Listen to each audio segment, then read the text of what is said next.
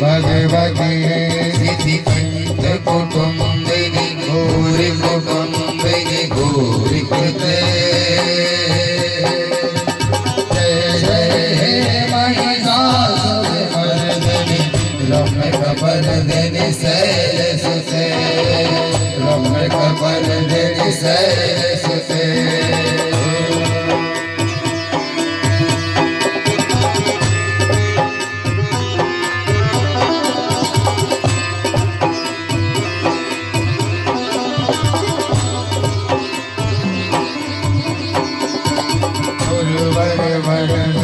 गुरुधर हरसनि गुरुमुख मरसनि हरसरते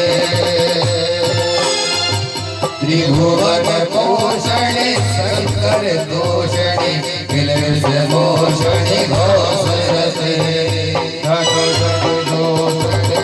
घट रोषणि दुर्मद शोषणि सिंधुसुते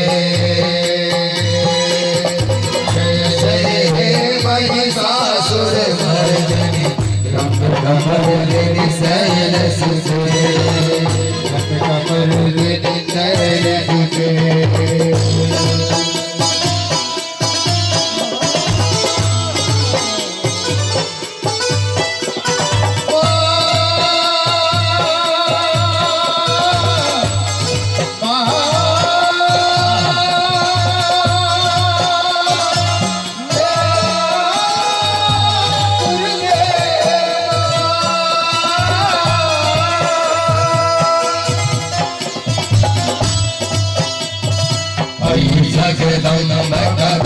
जगदं बपना प्रियवासिनी हासरते विकर शिरोमणि तुक्त हिमालय संगनिडालय मातृगते मधु मधुरे मधु कैटभ भंजनि हासरते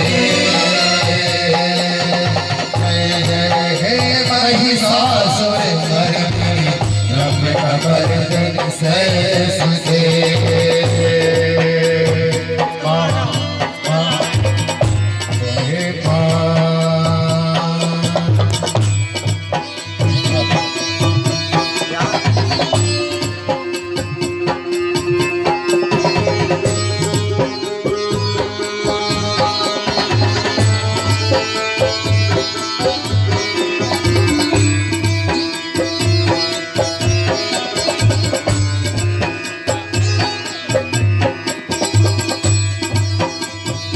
अहिगत घटत विघटित रुक्त वितुंडित सुंद गजाधिपते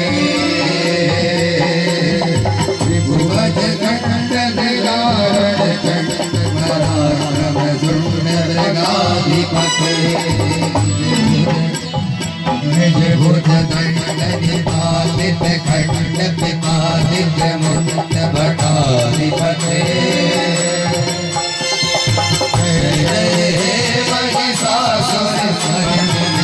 रम्यकपर्दिनी शैलसुते रम्यकपर्दिनी शैलसुते रम्यकपर्दिनी शैलसुते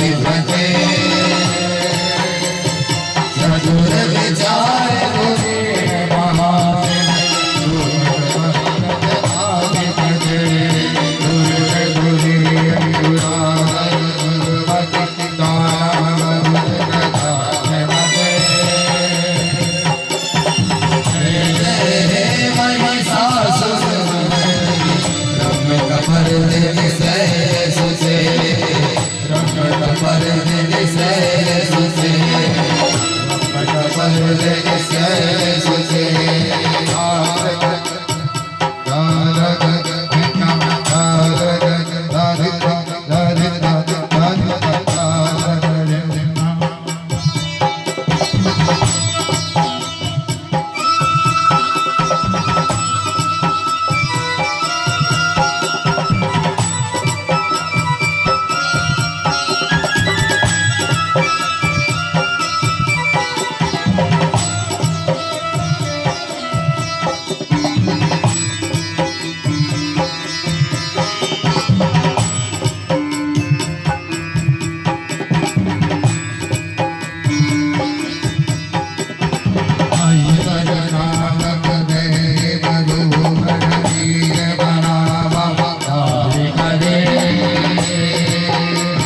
त्रिभुवन मस्तक सोल विरोधि शिरोमणि कमल सोल करे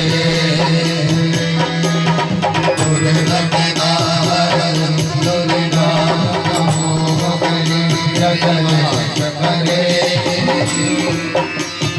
जय जय महिषासुर मर्दिनि रमण मर्दिनि सरसुते रमण मर्दिनि सरसुते रमण मर्दिनि सरसुते रमण मर्दिनि सरसुते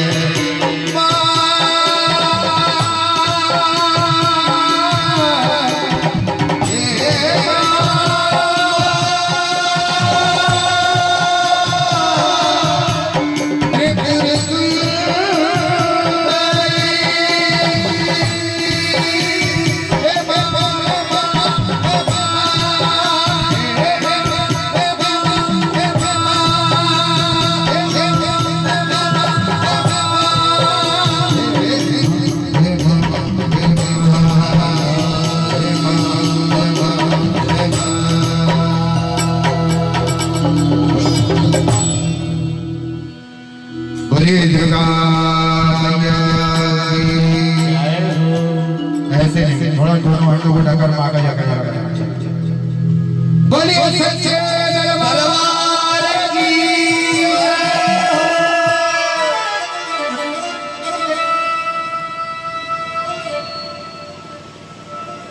आप जानते हैं संतोष नाम की महत्ता क्या होती है?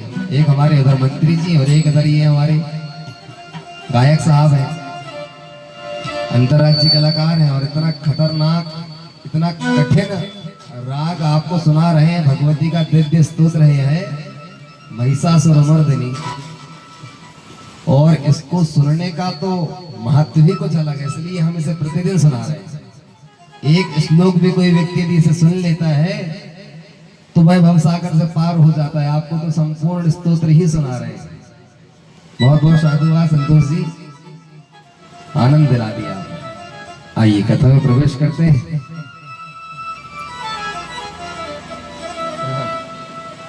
दूसरा ले लो।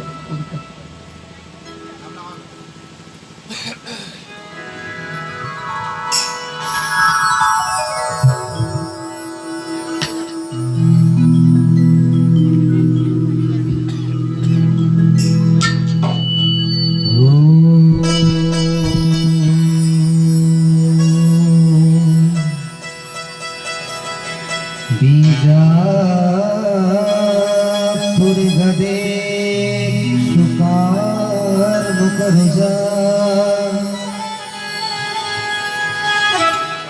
चक्रासोत्पगा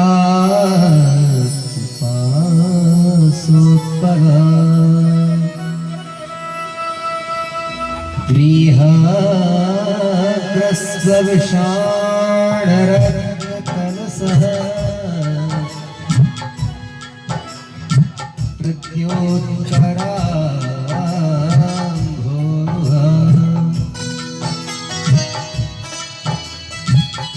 देयो वल्लभया सपत्मकरया श्लेषोज्ज्वलघोषया विसर्गोत्पत्ति पत्ति संस्थित करो, दिखने से सदा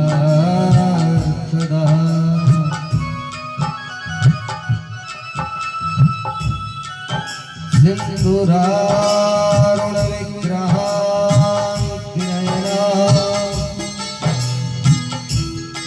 माणिक्यमौलिस्फुरा तारानायक शेखरा स्मितमुखी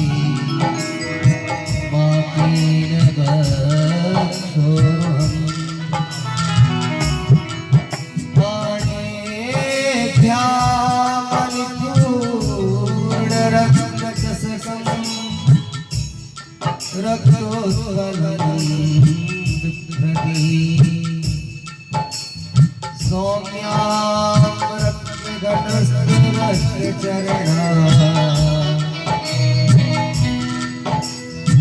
याई पराम्बिका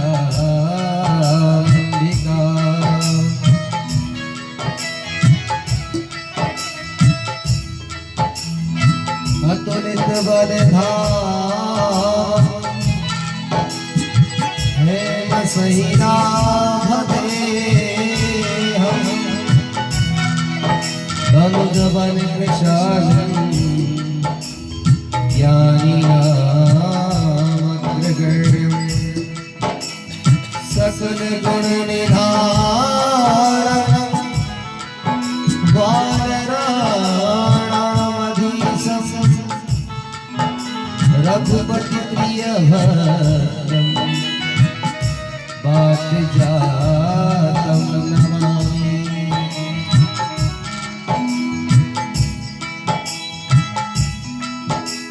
ध्यानमूलं गुरुमूर्ति पूजमूलं गुरुपदं मन्त्रमूलं गुरुर्वाक्यं मोक्षमूलं गुरुकृपा।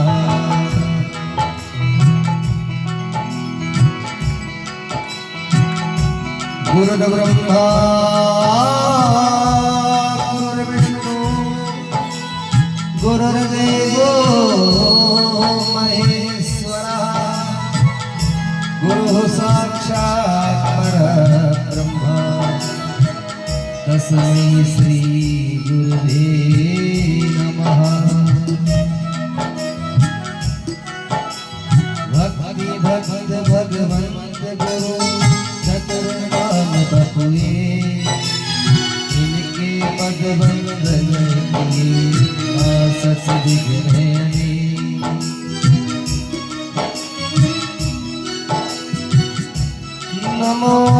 नमोस्तुते व्यासदशालबुद्धे वल्लेन्दुभिन्ना यतपत्रनेत्रा त्वया भारततैलपूर्णः ज्वालितो ज्ञानमया प्रदीपः प्रज्वालितो ज्ञानमया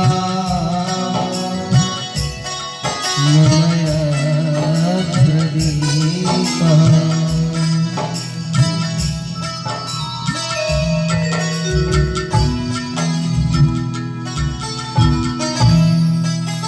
परम मंगलमय परत्पर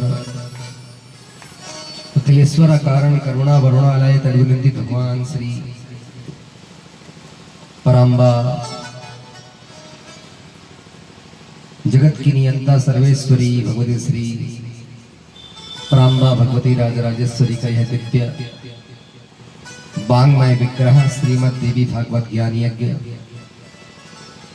की द्वितीय दिवस की बेला में पधारे समस्त विद्युत वृंद, मातृ वृंद, भ्रातृ वृंद, दूर दराज से आए हुए श्रोतृ वृंद, कथा में आए हुए बड़े बुजुर्ग प्यारे बच्चे,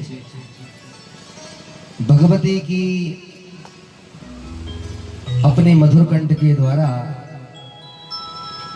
रसपान कराने वाले हमारे अंतर्राज्यीय संगीतकार बंधु इस पावन पुराण को सांगोपांग वेदों के द्वारा प्रातः काल से ही जो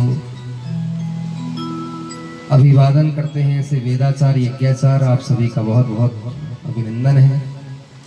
आइए भगवान की कथा में अवगाहन से पूर्व मन और वाणी को पवित्र करते हैं। क्यों करते हैं? नाम ही क्यों लिया जाता है? भगवान की कथा से पूर्व संकीर्तन क्यों अनिवार्य है? कारण भोजन से पूर्व पात्र की आवश्यकता होती है कि नहीं? थाली होगी तो दाल और कचौड़ी परोसी जाएगी, और यदि थाली नहीं है तो परोसे को खाएगा। पत्री तो चाहिए, पत्तल तो चाहिए। तो यह कथा को परोसने से पूर्व ये थाली लाना पड़ता है।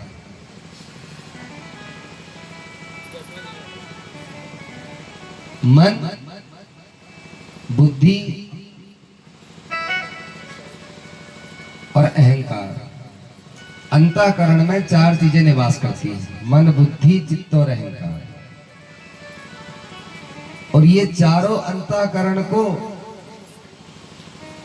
आप चाहें तो साधु पुरुष बना लें, और आप चाहें तो अपने मन को भगवान के चरणार बिंदों से जोड़ दें। महात्मा तुलसीदास रोज ही कथा सुनाते थे। गोस्वामी तुलसीदास जी, एक दिन बहुत बारिश हुई, नदी आ गई गंगा जी की। 80 घाट में रहते और वरुणा नदी, तो वरुणा नदी और 80 घाट का संगम हुआ, इसलिए उस क्षेत्र का नाम पड़ा वाराणसी। काशी विश्वनाथ को काशी का एक नाम पड़ा वाराणसी। नदी में बाढ़ आ गई, कोई नहीं आया, लेकिन कथा तो गाना है।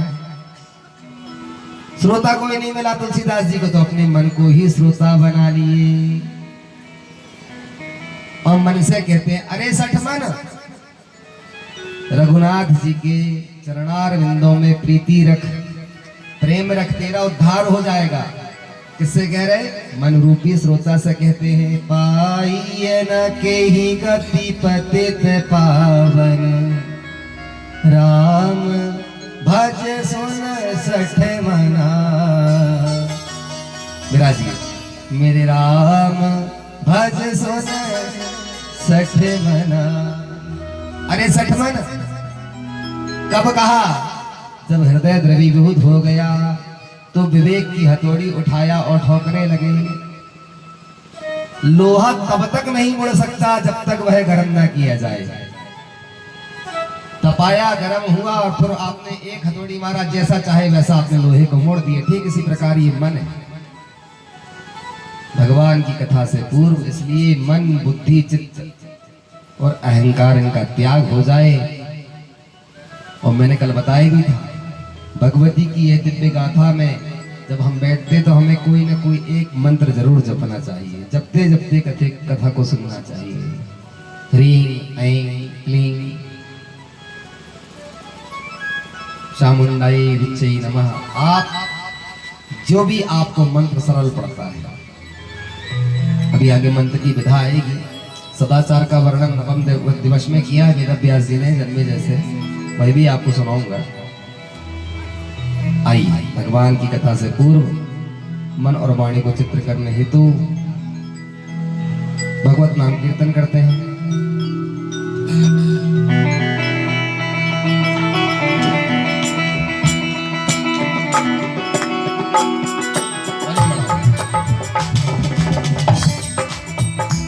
और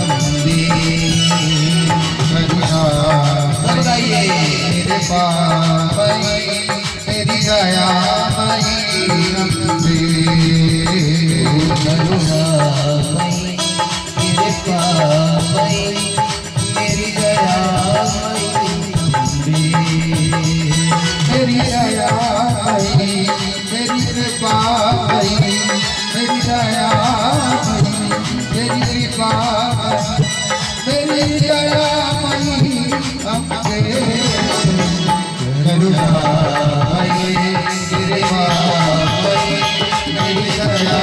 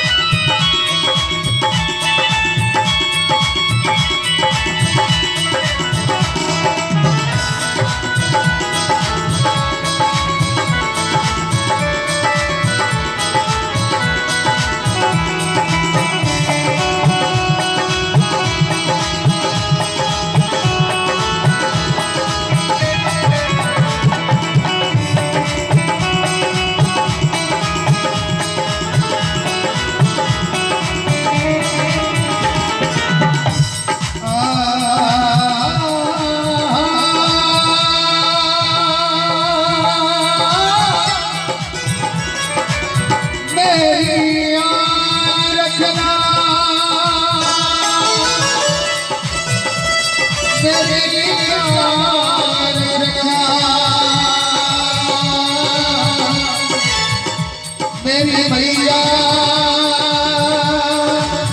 बेटे का तुम ध्यान रखना बना मेरे भाग्य दुख दूर करना तू ही लक्ष्मी मेरे भगता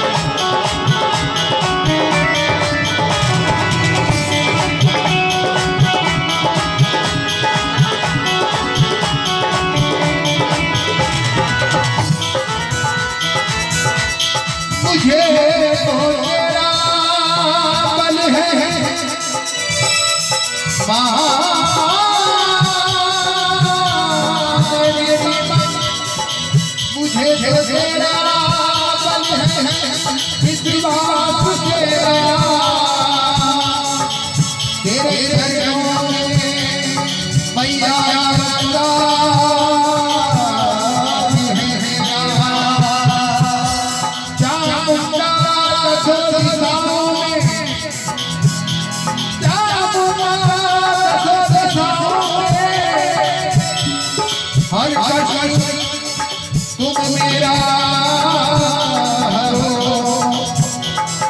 संसार में माया मेरी रक्षा करो,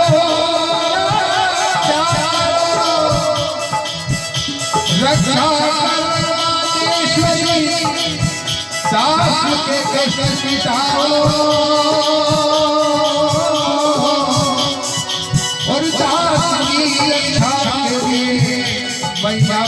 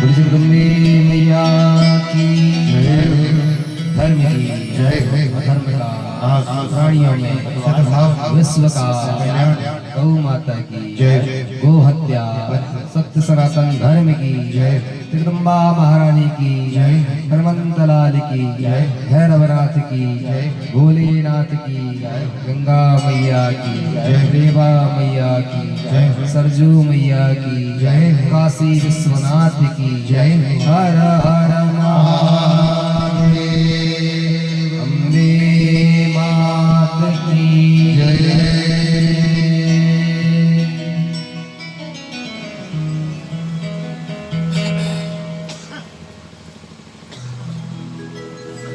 कल आप और हम सभी ने मिलकर के भगवती के दिव्य महात्म की कथा को श्रवण किया, जो स्कंद पुराण के अंतर्गत गाई गई है। कोई पूछे कि महाराज स्वयं देवी भागवत जी में ही उनकी महिमा का वर्णन क्यों नहीं किया गया? यदि हम अपने ही मुख से कहेंगे तो लोग कहेंगे कि अपनी ही बड़ाई बता रहे हैं, इसलिए कोई दूसरा यदि उनकी बड़ाई करता है तो वह ज्यादा ही प्रफुल्लित होती है। इसलिए स्कंद पुराण ने मां के दिव्य महात्म को गाया, जो भी हम सुन रहे हैं। कल भी कथा महात्म की मैंने सुनाया, थोड़ी सी रह गई, वही भी आज सुनाऊंगा। कौन श्रोता यह बताएगा कि कल हमने कथा को कहाँ छोड़ा था? बताइए जीजा जी, जोर से बोलिए, माइक पहुंचा दें। गर्गाचार्य जी के पास छोड़े थे? नहीं, गर्गाचार्य जी के पास तो कथा पूरी हो गई। मैं बस यही देख रहा था कि मन कहाँ रहता है। अर्थागमो नित्य आरोग्यताचा, शास्त्र कहते हैं कि पहला सुख निरोगी काया, दूसरा सुख धन घर में हो माया। पत्नी भार्या च प्रियवादिनी च, पत्नी यदि पढ़ी लिखी हो जाए, शरीर निरोगी हो जाए, प्रतिदिन घर में धन की आय हो, संतान आज्ञाकारी हो जाए तो क्या कहें? अष्टादश पुराणेषु व्यासस्य वचनद्वयम्, 18 पुराणों के रचयिता वेद व्यास जी ने सभी ग्रंथों को संस्कृत भाषा में लिखा। भाषा भी वही जाने जिसका अर्थ हो, अर्थ करी च विद्या। एक व्यक्ति ने कहीं से 4 शब्द सुन लिया। क्या सुना? 4 शब्द को रट लिया और अर्थ बिल्कुल नहीं जाने। यस, नो, वेरी गुड और थैंक यू। कहीं भी बस वो जाए और उसे बोलने का मौका मिले, वो बस वो एक ही चीज सोचे, हमें कब मौका मिलता और हम बोले। अब गांव के लोग और बस वो उनके सामने जाए और खड़ा होकर कहे yes, no, very good, thank you. अच्छा, वो खुद इसका अर्थ नहीं जानता पर कहता जरूर। कुछ लोगों की आदत होती। एक बार भाई ट्रेन में चला जा रहा था। कथा को ध्यान से सुनेंगे, मैं कभी भी पूछ लेता हूँ और इनाम भी देता हूँ, तो थोड़ा सा आप लोग चैतन्यता से कथा में सुने। भला आदमी चला जा रहा था ट्रेन में, एक व्यक्ति का वहां पर रखा हुआ बैग चोरी हो गया, दिखा ही नहीं। वह टॉयलेट रूप से जब आया वॉशरूम से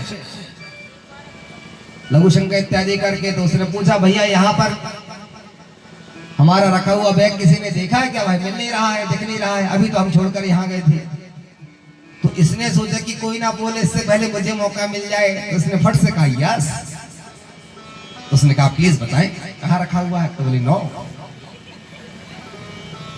उसने कहा हद करते हो आप, सामान हमारा है, बैग हमारा है, कपड़े लगते उसमें हमारे रखे हुए, तुम क्यों ऐसा कर रहे हो? बता दो भाई। बोले नो। अच्छा, वो अर्थ तो बिल्कुल नहीं जानता था, तो उसने कहा कि नहीं बता रहा तो दिया खींच के दो जाते। मूर्ख कहीं का, देख लिया और बता नहीं रहा है, तो 2 शब्द तो बोले ही दिया था, यस, नो। तो पिटने के बाद सोचा कि 2 और क्यों ना बोलूं, तो बोला वेरी गुड, थैंक यू। पिटने के बाद सोचा कि फिर क्यों रह जाए ये 2 अक्षर, तो 2 शब्द पुनः कह दिया, अर्थागमो नित्य आरोगिता।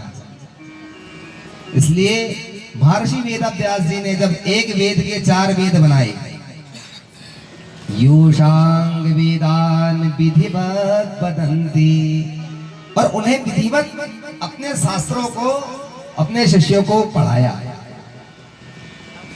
और इसे उन्होंने संस्कृत भाषा में लिखा। इसे देववाणी कहते हैं। देववाणी क्यों कहते हैं महाराज? सारा जगत किनके अधीन है, किनसे चलता है? प्रकाश कौन देता है? सूर्य भगवान। तो ये जगत किसके अधीन है? बोले देवताओं के। देवाधीनम जगत सर्वम मंत्राधीना च देवता। ये सारा जगत प्रपंच जो है वह देवताओं के अधीनस्थ है, पर वे देवता मंत्रों के अधीन है। जगत देवता के अधीन और देवता मंत्रों के अधीन है। जब तक मंत्र नहीं बोलेंगे देवता प्रसन्न नहीं होने वाले, और जब प्रसन्न नहीं होंगे तो कार्य नहीं होगा। जगत हो गए देवता के अधीन और देवता हो गए मंत्रों के अधीन, और वे मंत्र ब्राह्मण के अधीन होते हैं। पंडित जी जब तक सूर्य का मंत्र नहीं बोलेंगे, जब तक सूर्य पूजा नहीं होने वाली, ते मंत्रा ब्राह्मणाधीना तस्मात् ब्राह्मण देवता। इसलिए इस भूमि के देवता कहे गए हैं सुराधिपति ब्राह्मण।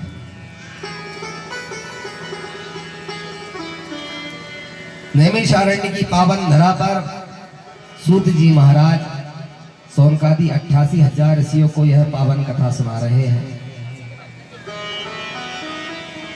श्री व्यास जी महाराज जन्मेजय को पिता परीक्षित की मुक्ति हेतु, मोक्ष हेतु यह देवी भागवत कथा सुन रहे हैं।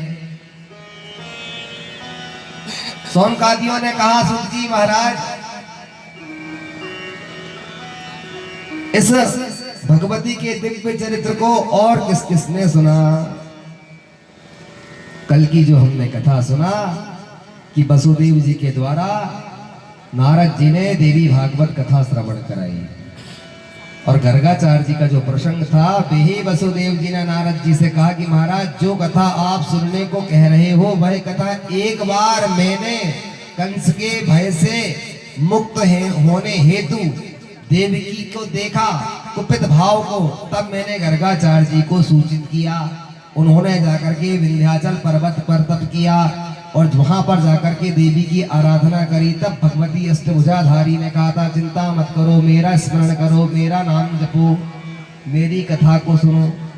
इस तरह से नारद जी के द्वारा 9 दिन का यज्ञ पूर्ण हुआ और भगवान श्री कृष्ण ने 2 बहुओं को लेकर के घर आए, जामवती और सत्यभामा जी, स्मंतक मणि की चोरी का जो कलंक लगा हुआ था।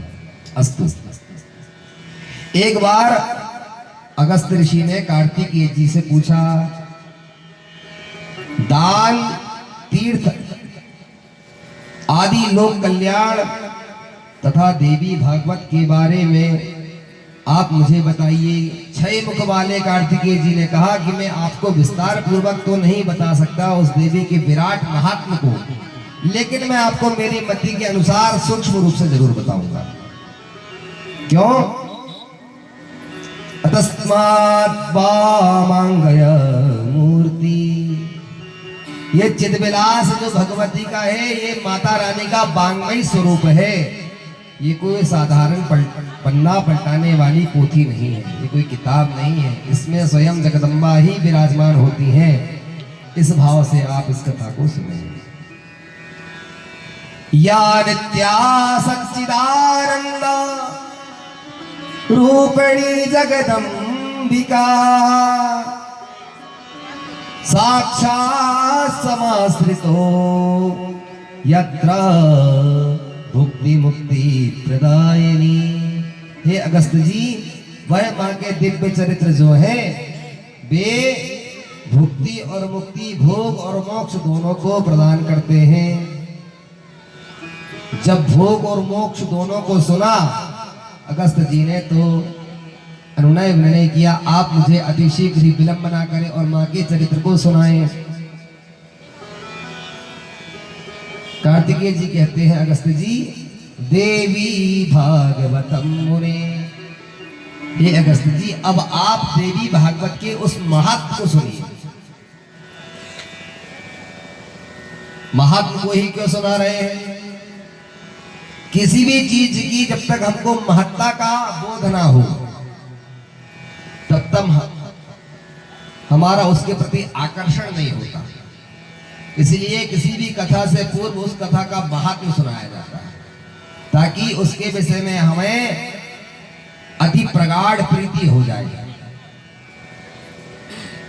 किसी ने बताया रिश्ता बहुत अच्छा है, पर अच्छे से भी अच्छा है तो ज्यादा प्रीति हो जाएगी। हाँ, तो विलंब क्यों कर रहे हैं? चलो कल ही चल करके देख आते हैं, बात कर लेते हैं। क्योंकि अब प्रेम, वो जो महात्म के विषय में सूचना मिली हुई है, वो प्रेम कह रहा है कि अब हमें देर नहीं करना चाहिए। और आजकल तो वैसे भी संबंधी, पहले संबंधी कैसे बनते थे? जिनके विचार सम होते थे। आज तो संबंधी धन से जो बन गया वह संबंधी होता है। बोले अम्बे मात की। कार्तिकेय जी ने कहा, अगस्त जी, एक थे महाराज विवस्वान के पुत्र हुए श्राद्धदेव। श्राद्धदेव की कोई संतान नहीं थी, निसंतान थे। उन्होंने महर्षि गुरुदेव वशिष्ठ जी से आग्रह किया, आप पुत्रेष्टि यज्ञ करें। पुत्रेष्टि यज्ञ हुआ, मुहूर्त निकाला गया, यज्ञ आरंभ हुआ। इतने में श्राद्धदेव की जो पत्नी थी श्रद्धा, उसने होता से जाकर कहा, यज्ञ में होता होते ब्राह्मण ऋत्विज, होता से जाकर कहा कि महाराज आप ऐसा मंत्र पढ़ें कि मुझे पुत्र ना हो, पुत्री प्राप्त हो। होता ने कहा ठीक है, और संकल्प हुआ था पुत्र के लिए। पुत्र का निष्ठि यज्ञ किया गया। कथा को थोड़ा बारीकी से सुनिए, बड़ी गूढ़ कथा है देवी भागवत की, अटपटी है। श्राद्धदेव ने संकल्प किया पुत्र के लिए, और उनकी पत्नी श्रद्धा आ गई, होता से जाकर कहा महाराज मुझे पुत्र नहीं कन्या चाहिए। चलो लेकर अग्निदेव प्रकट हुए, पायस दिए। कालांतर में जब संतान उत्पन्न हुई तो पुत्री हुई। मनु जी महाराज सारे राजा अगस्त जी के वशिष्ठ जी के पास पहुंचे। गुरुदेव ये क्या हो गया, हमने पुत्र की कामना से इस भव्य यज्ञ को किया, अपितु पुत्र ना होकर के पुत्री हो गई कन्या, ऐसा संकल्प विफल हो गया। आज तक तो कभी आपने जितने भी पुत्रष्टि यज्ञ किए कभी ऐसा नहीं हुआ, आज ऐसा क्यों हुआ। वशिष्ठ मुनि ने तुरंत दिव्यम ददामि ते चक्षुः, अपने नेत्र बंद किए, दिव्य नेत्रों से जैसे ही देखा तो उन्होंने कहा कि राजन, जब यज्ञ आरंभ हो चुका था तब तुम्हारी पत्नी होता के पास गई और होता ब्राह्मण से जाकर के कहा कि मुझे पुत्र नहीं पुत्री चाहिए। उसका नामकरण किया गया इला नाम से। राजन ने कहा गुरुदेव आप तो सामर्थ्यवान हैं, आप मां से आराधना करें, हमें पुत्र चाहिए। वशिष्ठ जी ने प्रार्थना करी और अपने तपोबल के द्वारा उस इला नाम की कन्या को पुत्र रूप में परिवर्तित कर दिया। उसका नाम हुआ सुद्युम्न। इला नाम की जो कन्या थी उसे सुद्युम्न नाम का पुरुष बना दिया। कालांतर जब में वह बड़ा हुआ, शिक्षा दीक्षा लिया, एक दिन अपने सैंधवों के साथ में वह मेरू पर्वत पर आखेट के लिए गया सेना सहित। कथा को बड़ी शांति से सुनेंगे, मैं पूछूंगा भी। और आज कुछ हमारे मंत्री जी ने लड्डू बुलवाए हैं बड़े बड़े, एक के दो नहीं करवाएंगे, एक ही देंगे, चिंता मत। इनको यही लगने लगता कि कहीं लड़ुआ फूट ना जाए। जय हो माताओं की। अभी वहां कथा हुई, पूर्व में राम कथा थी, क्या डेट थी बड़कुई में? 9 से 17 जनवरी, 9 तारीख से भी। तो वहां हमारे एक भरत भाई थे आयोजक, और बस इतना संकेत की और बस आ गए और 2060 की और बांटे हमने। एक दिन मैंने ऐसी माताओं को कह दिया रसगुल्ला और रसगुल्ले आ गया।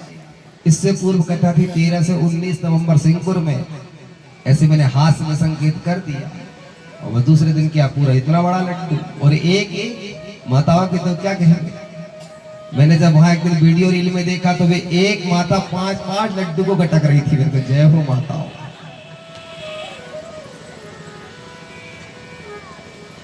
अम्बे मात की जय।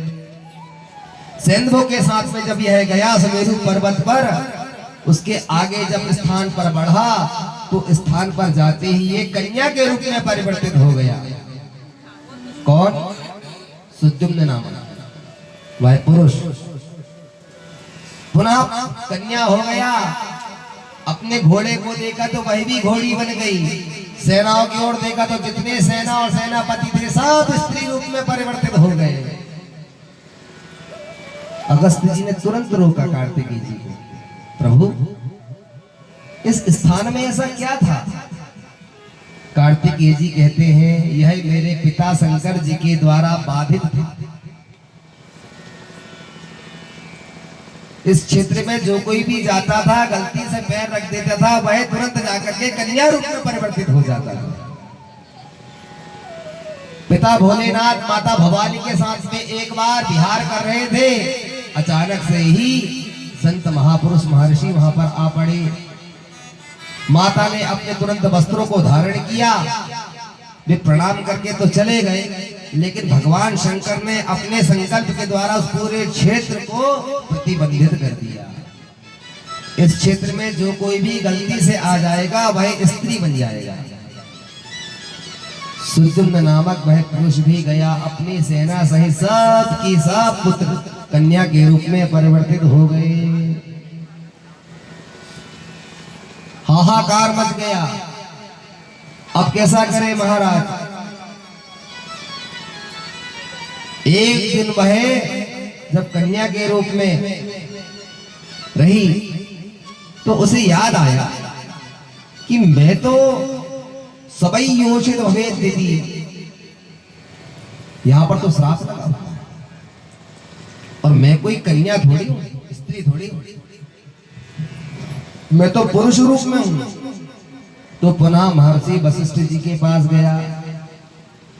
गुरुदेव कृपा करिए, पाहिमाम शरणागतः, मैं आपकी शरण में आया हुआ हूँ। गुरुदेव ने पहचान लिया, अरे सुद्युम्न, तुम यह कन्या के रूप में, तो उसने बताया कि स्थान का प्रभाव, गलती से पैर चले गए, मैं अपनी सेना के साथ गया हुआ था, समस्त सेना और मैं सब स्त्री बन गए, मैं दर दर विचरण कर रहा हूँ। गुरुदेव मुझे इस स्त्री योनि से मुक्त करा करके पुनः पुरुष रूप में परिवर्तित कराइए। भगवान शंकर की आराधना करने लगे वशिष्ठ जी। प्रभु मेरा चेला है, कृपा कर दीजिए। संखेन्द्वावमतीव सुंदरतरं सारभूल चरमामृतं कालव्याल कराल भूषण धरम गंगा शशांक प्रियम। हे भोलेनाथ, मैं आपकी शरण में आया हूँ। भोले बाबा प्रसन्न हुए, विचार करने लगे क्या बात है। वशिष्ठ जी बोले, गुरुदेव चेला तो मेरा है, तो क्या तकलीफ आ गई तुम्हारे चेले को, यजमान को? तो कहा सरकार यह गलती से आपके द्वारा बाधित क्षेत्र पे चला गया और स्त्री बन गया। भोलेनाथ ने विचार किया और निर्णय दिया। बोले ठीक है, क्या चाहते हो? तो कहा प्रभु ये पुनः ठीक है, ये 1 महीना पुरुष रहेगा और 1 महीना स्त्री रहेगा। उसने माथा, इससे अच्छा तो हम स्त्री ठीक। अब भोलेनाथ तो भोलेनाथ है, अच्छा उनसे बोले कौन? सुप्रीम कोर्ट का जो ऑर्डर हो जाए उसे हाई कोर्ट को ही मानना पड़ता है। वशिष्ठ जी ने कहा चिंता मत करो शुद्ध, अभी मां बैठी है और मां तो चाहती है कि मेरे बच्चे मेरे पास में आए। गुरुदेव ने कहा सत्यम, अभी तो भोले बाबा ने वरदान दिया है, अभी तो मां शेष रह गई है, मां के पास चलते हैं। बरदोन्मुखीं देवी सर्वोपकार करणाय आर्तचित्ता, जो अपने भक्तों को अभय प्रदान करती है, ऐसी भगवती पराम्बा की शरण ले लेते हैं। दौड़े दौड़े पराम्बा के पास, भवानी के पास गए, माता पार्वती से अनुनय विनय किया। हे माता, भोलेनाथ ने तो यह कह दिया कि यह 1 महीना पुरुष 1 महीना स्त्री रहेगा। मां ने कहा कि जाओ, आप इसे घर ले जाओ और इसे मेरा देवी भागवत महान ग्रंथ श्रवण कराओ।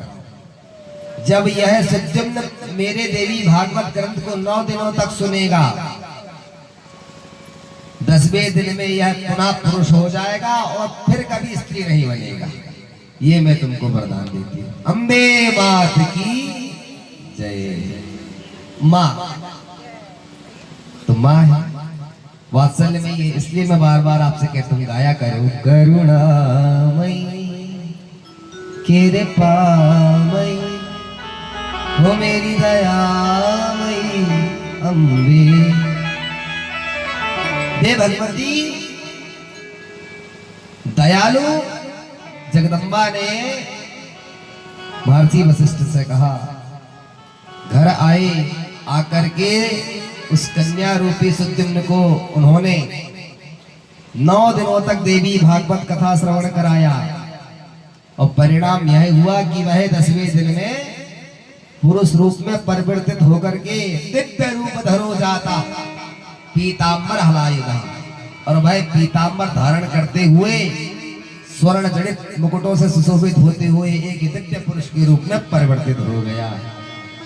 गुरुदेव को प्रणाम किया। गुरुदेव ने कहा मुझे मत करो, मैंने तो केवल 9 दिनों तक तुम्हें देवी भागवत कथा सुनाई है, तुम तो माँ को बार बार प्रणाम करो। सत्यम माँ ने कहा था जब तुम्हारा पुनः पुरुष रूप में तुम परिवर्तित हो जाओगे तो दोबारा तुम कभी स्त्री नहीं बनोगे, आज से तुम मुक्त हो चुके हो। इस प्रकार अगस्त जी को कार्तिकेय जी ने माँ की कथा की महिमा सुनाई। एक बार एक ऋत्वाक मुनि थे, और उनकी कोई संतान नहीं थी। बहुत दिनों के बाद में एक उनकी संतान हुई, तो वह रेवती नक्षत्र के अंतिम चौथे चरण में हुई। और रेवती नक्षत्र के चौथे चरण में जो भी बालक बालिका जन्म लेते हैं उसे गणांत मूल कहते हैं, गंडमूल कहते हैं। जो दुराचारी होता है उस मूल का प्रभाव ही है बड़े नक्षत्र बड़े मूल में पैदा हो जाना 27 दिनों। ये तो प्रकृति के द्वारा निर्मित है। अब कोई कहे कि गुरु जी वो ऐसा क्यों है, इसलिए शास्त्र में कहा गया है कि ब्राह्मण से जाकर पूछे और मूल का पूजन करें। संस्कार से संस्कृति है। आप संस्कार ही नहीं करेंगे तो आगे चलकर वह मूल का बालक आपको कष्ट देगा। और इस कथा में वही बता रहा हूं आपको।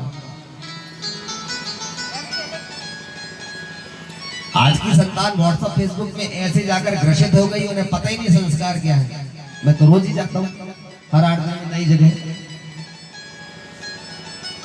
घर में बुजुर्ग है तो वो ऐसे चिल्लाएंगे, कुछ शिष्टाचार ही नजर नहीं आता। माता पिता की आज्ञा माननी चाहिए। वे हमारे जन्मदाता है।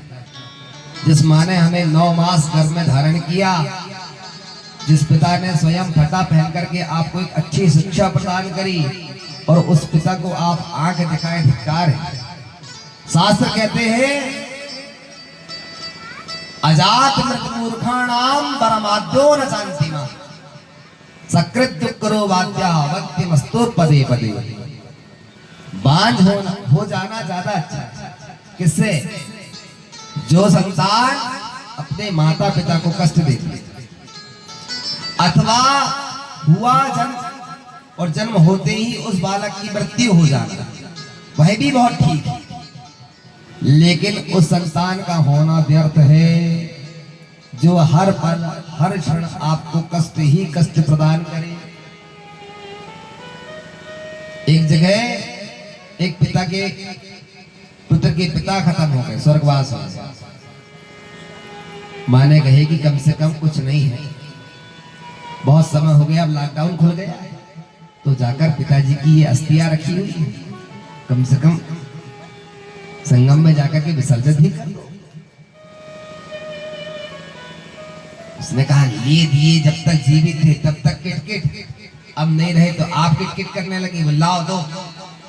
मटकी में रखी हुई थी अस्थियां, उन अस्थियों को लिया और ले जाने लगा।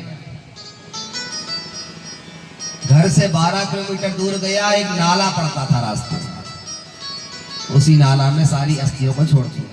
अरे कहा ये नाला भी तो कहीं ना कहीं गंगा जी में जाकर मिलेगा ही मिलेगा, समाहित होगा। कौन जाए 200 किलोमीटर, तो 12 किलोमीटर की दूरी पर जो नाला था उस पर ले जाकर ही छोड़ दिया। रात्रिकालीन समय हुआ, पिताजी माँ के सपने में आए, पत्नी से कहते धन्य है, क्या संतान उत्पन्न की हमने।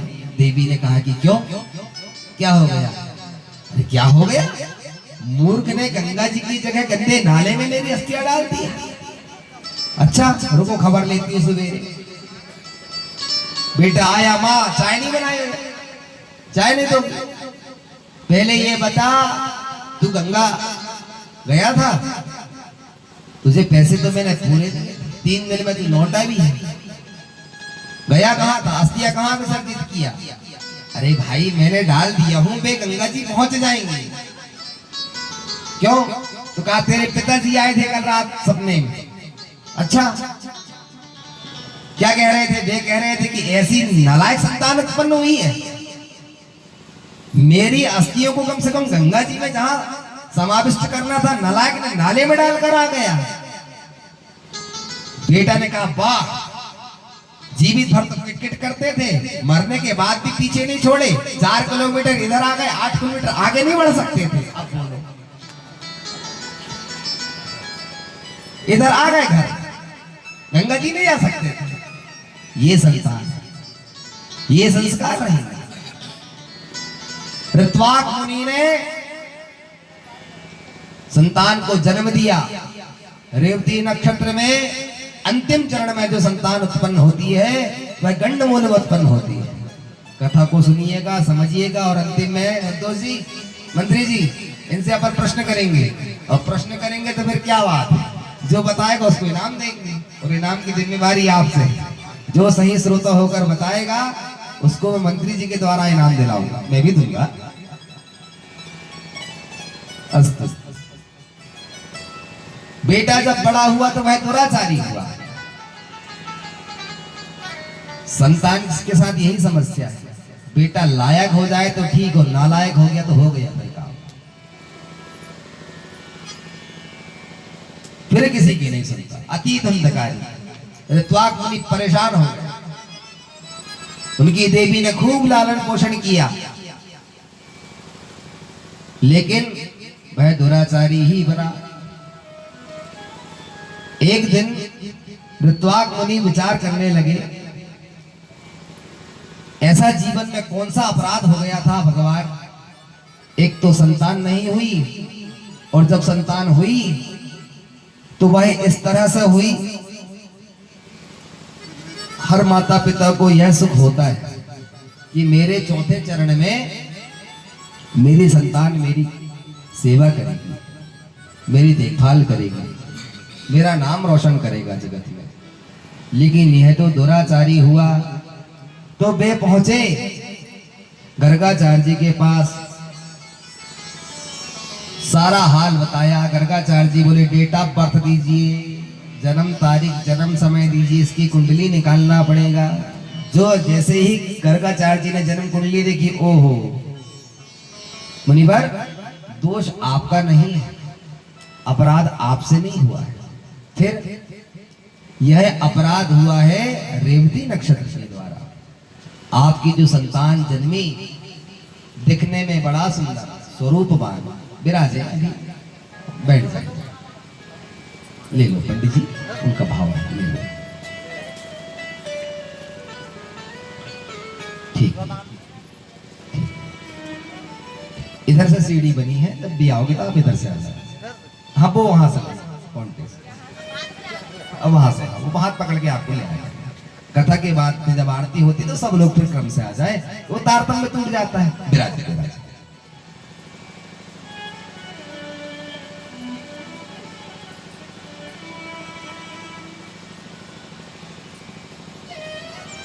कथा में तो जाना ही चाहिए, और कथा में तो भगवान ही बुलाते हैं। और व्यास जी ने समस्त, मैंने इतनी सारी 15-16 पुराणों का अध्ययन किया, समस्त पुराणों में वेद व्यास जी ने एक ही चीज कहा, बोले मुझे मेरी कथा में दो लोगों को ही बुलाना है। वे दो लोग कौन से हैं? बोले रसिका भूवि भावुका, हे रसिको, हे भावुको, बस आप ही आओ, फालतू लोगों को नहीं बुलाया। जो रसिक होंगे वे आ जाएंगे, धावंती रसलम पटा, वे दौड़ते हुए आ जाएंगे, समय से पहले आकर प्रतीक्षा कर लेंगे। भगवान की जहां जहां कथा होती है, हनुमंतलाल जी अनेक प्रकार के स्वरूप में आ जाते हैं। उस पेड़ में रहने वाले दैत्य ने कह दिया था, यक्ष ने महात्मा तुलसीदास जी से, तुम राम को मिलना चाहते हो, राम जी को देखना चाहते हो? जहां राम जी की कथा होती है, एक कोड़ी के रूप में एक बानर आता है और उसकी राम जी से बहुत ज्यादा बनती है, तुम उनकी शरणागति ले लो और वे तुमको राम जी से मिला देंगे। कथा सुनाने बैठे और जैसे ही हनुमंतलाल जी आए कौड़ी के रूप में, तो तुरंत दौड़े, चरणों में जाकर गिर पड़े। गोस्वामी जी उन्होंने कहा कि आप मिलना ही चाहते तो चित्रकूट चले जाओ। और चित्रकूट पहुंचने पर आप कथा भी जानते हैं। चित्रकूट के घाट में भई संतन की भीड़, तुलसीदास चंदन घिसे तिलक देत रघुवीर। और चले गए घोड़े में बैठ करके, पहचान नहीं पाए बाबा तुलसी। हनुमंतलाल जी से पुनः चरण पकड़ करके कहा, सरकार इतने सारे लोग आए, इनमें राम लक्ष्मण कौन से थे, मैं तो नहीं पहचान पाया। एक बार और ऐसी कृपा कर दे कि वे मेरे पास आ जाए और बस मैं उन्हें सामिप्य में आकर के आज जब वे चंदन घिस रहे थे और तिलक देने लगे तो तोते का रूप धारण किया हनुमंत लाल जी ने, और आम के जो वृक्ष लगा हुआ था पास उसकी डाली पर बैठ करके यह दोहा कहने लगे। चित्रकूट के घाट में भई संतन की भीड़, तुलसीदास चंदन घिसे तिलक देत रघुवीर। ओ महाराज, जिसको अभी अभी जो आपके घिसे हुए चंदन को केसर युक्त गंध को धारण कर रहे हैं अपने मस्तिष्क पर, वे ही सीताराम जी हैं, वे ही राम लक्ष्मण जी हैं। और पहचान गए, दर्शन हो गया। भगवान बोले जाओ काशी चले जाओ, भगवान शंकर के द्वारा आज्ञा होगी, वहां जाकर के तुम मेरे चरित्रों को गाना। और ते महात्मा तुलसीदास चित्रकूट से उनको प्रणाम करके चले। 2 वर्ष 7 माह 26 दिन में उन्होंने जाकर के काशी में अवधी भाषा में, हिंदी भाषा में यह दिव्य साहित्य ग्रंथ को धार लिखा। तो मैं कह रहा था भगवान की कथा में 2 ही लोग आए, जरूरी नहीं है कि बुजुर्ग ही आए। मैंने शायद पिछली बार भी आपको कथा सुनाया था, क्योंकि यहाँ तो ऐसे श्रोता हैं कि सबको कथा वस्तुतः याद ही होगी, और पिछले वर्ष भी 4-5 बार कथा हो गई है, तो स्वाभाविक बात। पत्नी ने कहा कि कम से कम कुछ नहीं है तो कथा ही सुनाया करो। पतिदेव बोले ठीक है। अच्छा, कथा में 3 लोग, श्रोता उच्च श्रेणी के, और श्रोता, सोता, सरोता। तो ये आया, पंडित जी ने कहा आइए, खंबा पकड़ करके बैठ गया। और लोगों को लगे वाह पटेल साहब क्या कथा सुन रहे हैं, और वो मारे खर्राटे। अब पूरी नींद, पूरी थकावट कथा ही में लोगों की पूरी होती है। और लोगों का वाह क्या कथा सुन रहे हैं, इतनी निमग्नता, इतनी चैतन्यता। आओ उसे खंबा से टिका।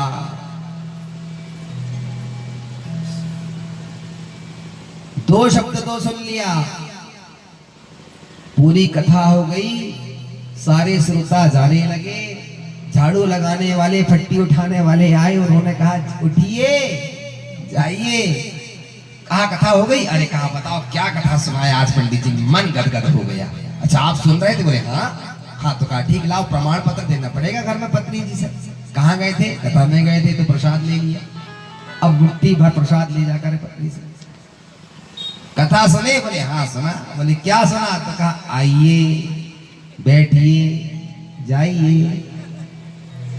वाह, पत्नी समझ गई, अहंकारी आदमी है, मानता किसी की नहीं। चलो कम से कम कथा में तो गया। 11 बज गए रात्रि के। पत्नी जाकर विश्राम करने लगी अपने कक्ष में। अब जो आदमी दिन में इतना खर्राटे बजा के सो जाए तो उसे 7 बजे से नींद आएगी? बोलो। तो ये टीवी देख रहा था। पत्नी ने चिल्लाया कम से कम बत्ती ही बंद कर दो, मैं सो जाऊं। तो डरता बहुत था, तो बत्ती बंद हो गई। इतने में बत्ती को बुझते कुछ देर बाद एक पत्नी ने कहा था कि कम से कम ये 3 मंत्रों का जप किया कर। अच्छा हाँ, आइए बैठिए जाइए। तो बैठे बैठे टीवी बंद कर दिया। पत्नी ने फटकारा, बत्ती बंद कर दिया और मंत्र जपने लगा। आइए। इतने में खिड़की से एक चोर भीतर आया। चोर ने जैसे सुना आइए, उसने कहा वाह अद्भुत है, हमको बुला रहा है। लोग डंडा मार के भगाते हैं और ये आदमी हमको बिठा जी हमको बुला रहा है। और चोर धीरे से गया, पूरी तिजोरी में जितना सोना और पैसा रखा था घर में सब चुराया, पोटली में। ये कहता बैठिए। चोर समझ गया कि ओहो पहचान लिया। अब सेठ जी सुबह तो हमारी पत्रिका न्यूज में जरूर पक्का छप जाएगी और नाम अलग बदनाम होगा। कोरोना काल में बहुत घाटा हुआ था, तो कम से कम कुछ ना हो तो चोरी ही कर लो। तो ये तो चोरी कर ये भले आदमी थे। जैसे सेठ जी ने तीसरा शब्द कहा, जपते जपते जाइए, तो ये गया नहीं चोर। ये सेठ जी के चरण पकड़ लिया, महाराज आपने मुझे पहचान लिए, क्षमा कर दीजिए, क्षमा कर दीजिए। सेठ जी बोले, भाई कौन हो? उसने पूरी हकीकत बताई। महाराज क्या बताऊं, आज दिन भर में 3 जगह चोरी किया मैंने, ये तीनों जगह का धन आप ले लीजिए, आपके घर का भी इसी पोटली में है, बस कृपा करना कल मेरा नाम ना खुले, जीवन पर्यंत कलंक लग जाएगा, लोग नाम रखेंगे, थू होगी मेरी। और वह सकल देखते सेठ जी इतने पूर्व ही वह खिड़की से छलांग लगा के भागा। अब ये घबराए, बत्ती चालू करे, पत्नी को जाकर जगाया, सुनती हो, उठो। पत्नी ने कहा, अब क्या हो गया? मर पे दर्द हो रही, दवा रखी, खा लो। कहा नहीं बिल्कुल, उठो तो बात तो सुनो, क्या हो गया? सेठ जी बोले, मैं तो जप रहा था। क्या? तुम्हारे दिए हुए मंत्र जो कथा में मैंने लेकर आया था। हाँ तो वे मंत्र को जपते जपते चोर आ गया और सारा अपने घर का जो धन था वो मेरे चरणों में रखकर चला गया। पत्नी ने कहा कि कथा में गए हुए सोते सोते झूठे 3 शब्द ले आए। यदि सच्ची कथा को जिस दिन ले आओगे उस दिन भगवान हृदय में प्रकट हो जाएंगे और मां कृपा कर देगी। भगवान अहित की कृपा करने वाले हैं, इसलिए जब जब कथा में आए तो चैतन्यता से। गर्गाचार्य जी ने ऋत्वाक मुनि से कहा, तुम्हारा दोष नहीं है महाराज, मैंने तुम्हारी संतान की जन्म कुंडली देख लिया। रेवती नक्षत्र में उसने जन्म लिया है, इस कारण से वह दुराचारी हो गया। मूल का पूजन कराना था, नहीं किया। कोई बात नहीं, मां की आराधना करो। प्रणाम किए गर्गाचार्य जी को ऋत्वाक मुनि जाने लगे। जितनी देर दोनों का संवाद हुआ, जाते जाते सारी बातें पुनः आवृत्ति करने लगे। जाते जाते गर्गाचार्य जी ने कहा था कि मां की आराधना करना, तो मां की आराधना तो बाद में करूंगा, पहले इस रेवती नक्षत्र को दंड दूंगा। एक तो संतान नहीं थी और हुई भी तो इस तरह नालायक हुई। सारा दोष इस रेवती नक्षत्र का है। अपने तपोबल के द्वारा संकल्प लिया ऋत्वाक मुनि ने, और संकल्प लेते ही जो छोड़ा तो आकाश तारा मंडल पर रहने वाले रेवती नक्षत्र कालिंदी नामक एक मेरु पर आकर के, पर्वत पर आकर गिर पड़ा। जैसे ही रेवती नक्षत्र गिरा, उसके गिरते ही राख की ढेरी से एक सुंदर कन्या उत्पन्न हुई। एक प्रपंचु नाम के मुनि थे महात्मा, वे उसी मार्ग से जा रहे थे। ऋत्वाक मुनि तो चले गए, जाकर के उन्होंने मां की आराधना करी। रेवती नक्षत्र को श्राप दे दिया। प्रपंचु जो मुनि जा रहे थे ऋषि, उन्होंने उस कुमुद पर्वत पर सुंदर कन्या को जन्मते देखा। उन्होंने देखा इस घनघोर वन में कोई नहीं है, तो प्रपंचु ऋषि ने उस कन्या को गोद में उठाया, अपने आश्रम ले आए और उसका नाम भी उन्होंने रेवती ही रखा। धीरे धीरे वह कन्या बढ़ने लगी।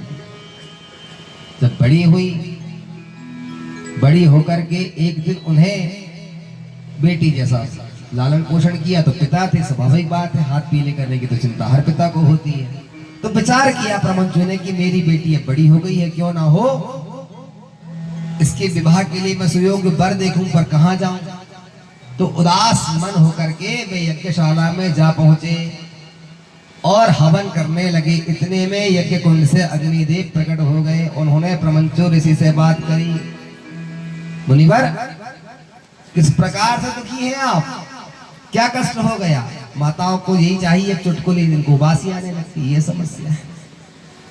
और बासी कढ़ी और बासी पूड़ी तो खाने नहीं चाहिए। जो खाएगा वो कथा में खूब मुंह फाड़े। मैं बार बार जब जब आप, वो निद्रा मौसी की विशेषता है माताएं, आपका दोष नहीं है। जैसे यहाँ रेवती नक्षत्र का दोष है, ऐसी कथा में मौसी जी आ जाती है, फिर सिर में ही आके बैठती है और सबसे पहले कानों को कहती है, हाँ तुम बंद हो जाओ। और मन चल जाता है मार्केट में, क्या सुंदर साड़ी देखे थे कल सिवनी गए थे तो, वाह अरे गहने तो देखो, पूछो मत भाई, 5 तोला का क्या सुंदर हार है। माताओं को फिर वही याद आता है। तो दोष आपका नहीं है। कथा बहुत सारी है, इसलिए मैं चुटकुलों पे ध्यान नहीं दे रहा हूं। और आप तो वैसे भी रसिक श्रोता है। और यह बहुत बड़ा ही विराट ग्रंथ है और गूढ़ ग्रंथ है। देवी भागवत पंचम वेद कहा गया है। व्यास जी ने किसी को नहीं दिया, अपने औरस पुत्र के लिए संभाल के रखा हुआ था, स्वयं की प्रॉपर्टी है। किसी विशेष को प्रदान करूंगा। और आप बड़भागी हैं जो 9 वर्ष बाद आपको पुनः मां के दिव्य चरित्र श्रवणार्थ मिल रहे हैं। लोग तरस जाते हैं, ऐसी भागवत के गायन करने वाले वक्ता नहीं मिलते, मिलते हैं तो ऊपर नीचे सुनाने वाले मिलते हैं, शुद्ध कहने वाले नहीं मिलते हैं। मेरी कथा को आप घर जाके मिला लेना खूब। पूरी अनुक्रमणिका लगी हुई है झंडा मोहल्ले के मार्ग में, साईं मंदिर के पास में। एक एक अनुक्रमणिका को आप देवी भागवत से मिला सकते। ये दिव्य चरित्र को हम पढ़ नहीं सकते, संस्कृत भाषा में सुन तो सकते हैं, इसलिए चैतन्यता से सुना। यज्ञशाला में बैठे हुए प्रमंजु ऋषि ने जैसे ही घी को छोड़ा, अग्निदेव प्रकट हो गए। उन्होंने जाकर कहा, दुखी मना हूं। प्रमंजु बोले, महाराज एक ही बेटी है मेरी, बड़ी हो गई, हाथ पीले करना है, सुयोग वर चाहिए। अग्निदेव बोले, चिंता मत करो, दुर्दम नाम के एक राजा आएंगे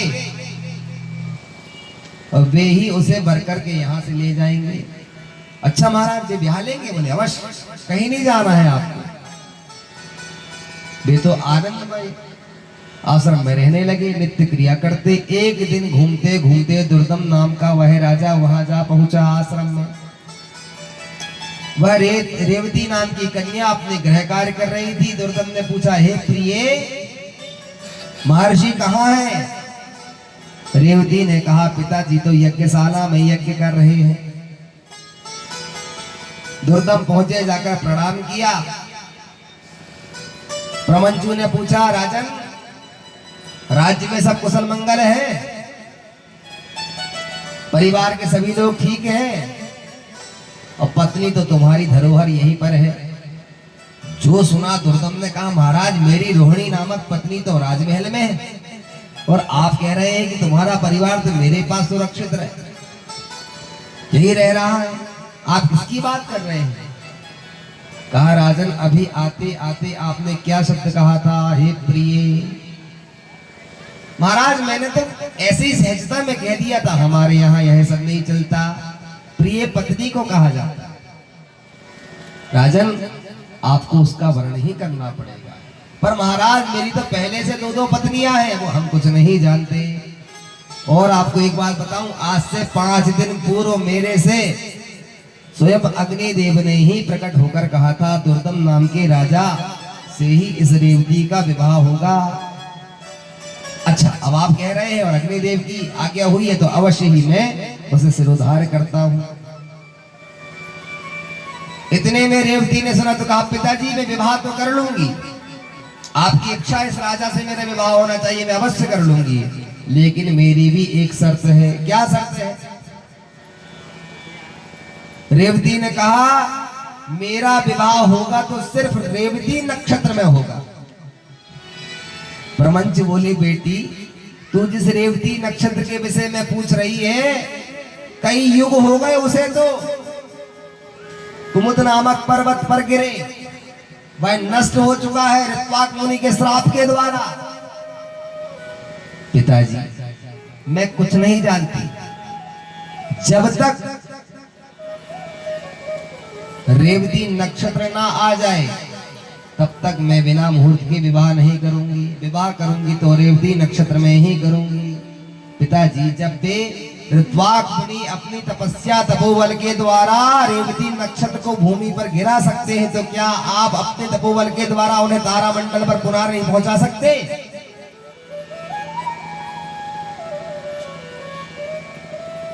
प्रमंचु बोले अवश्य पहुंचा सकता हूं। तो लगाइए तपोबल को। जो संकल्प किया प्रमंचु ऋषि ने, उसे क्षण रेवती नक्षत्र पुनः तारा मंडल पर अपने स्थान पर जाके सुरक्षित हो गया। बेटी, अमुक दिवस को रेवती नक्षत्र आएगा, शुभ विवाह में सुंदर मुहूर्त में तेरा विवाह होगा। गांधर्व विवाह हुआ।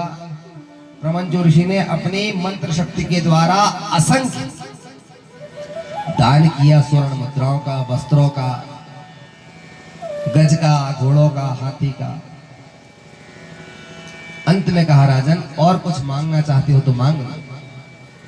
राजा दुर्दंत ने कहा, गुरुवर, हे मुनिवर, यदि आप मुझे देना ही चाहते हैं तो यह वरदान दीजिए कि इस रेवती के गर्भ से जो संतान जन्मे वह मनमंत्रों की अधिपति होवे। प्रमंचु ऋषि ने कहा, अवश्य, लेकिन तुम्हें 5 बार देवी भागवत कथा सुनना पड़ेगा।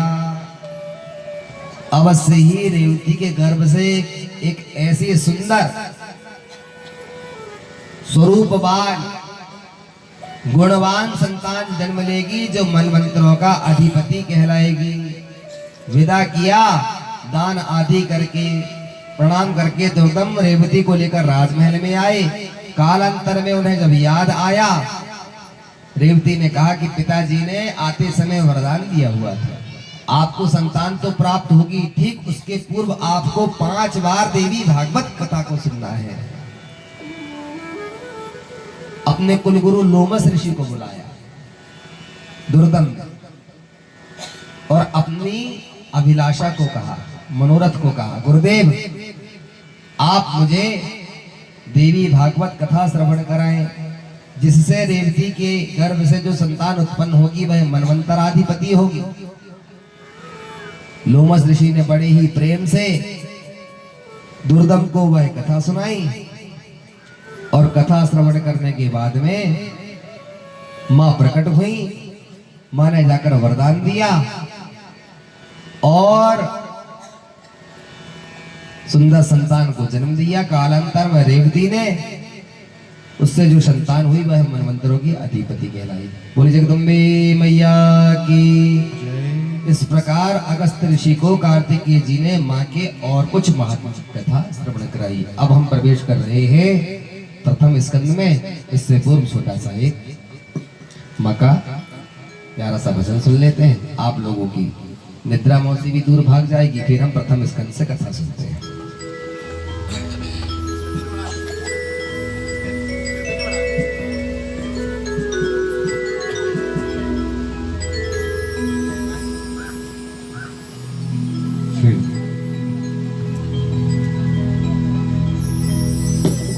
नमो नमो विद्येश्वरी,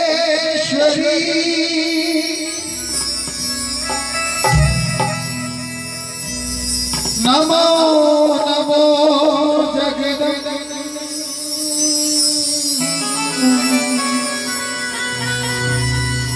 भक्तजनों के कारण मैया करती नहीं विलंब।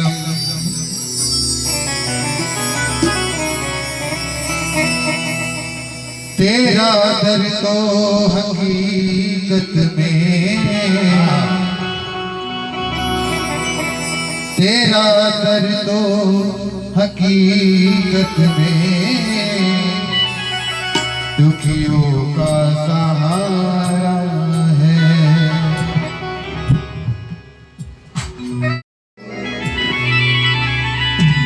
तेरा दर तो हकीकत में दुखियों का सहारा है।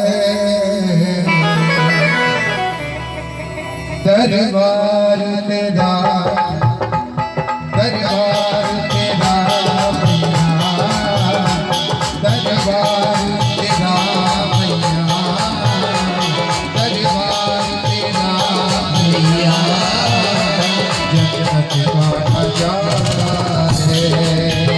दरबार तेरा मैया, जगत का खजाना है। दरबार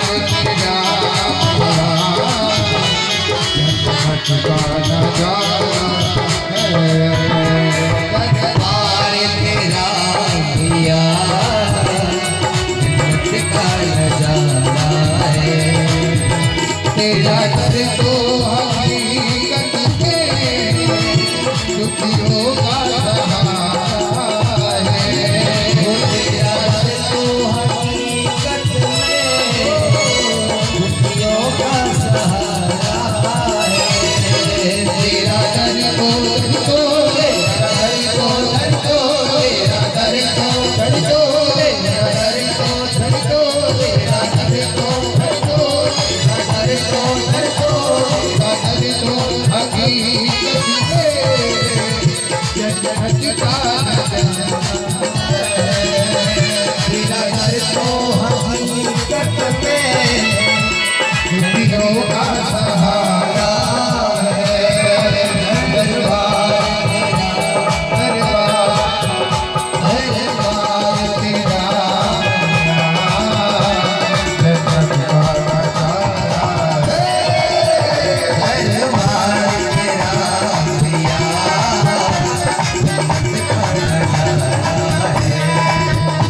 दरबार तेरा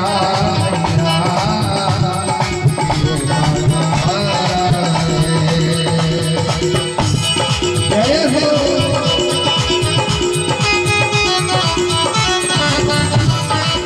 बोलिए साचे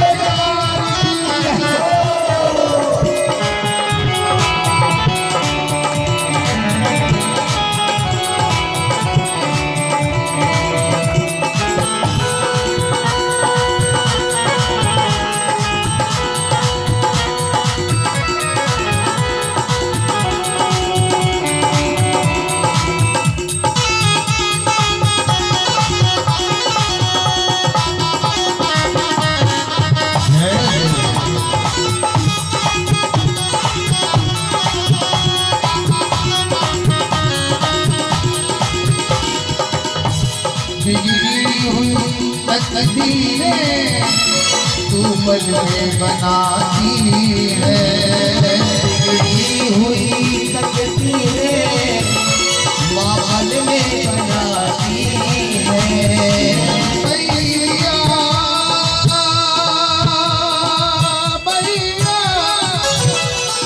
मैया मैया